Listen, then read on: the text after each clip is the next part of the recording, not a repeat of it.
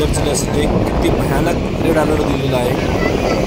153 मीटरची गोदावरी नदी आहे, 148 मीटर आता पाणी शिरलेलं आहे बघा। त्यासाठी थोडं धोक्याच्या पातळी जोपर्यंत उतरत नाही तोपर्यंत थोडं सावधगिरीने बाळगत जा।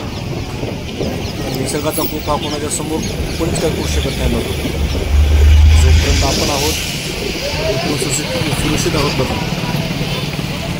त्याच्यासाठी नांदेड जिल्ह्यातली धोक्याची पातळी टाकलेली आहे।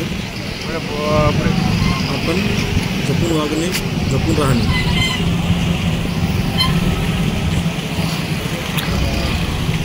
घ्यायचं मार्ग आहे आपल्या संतभूमीचं अशी मारले ना आपण फोटो तिकडे समोर बघता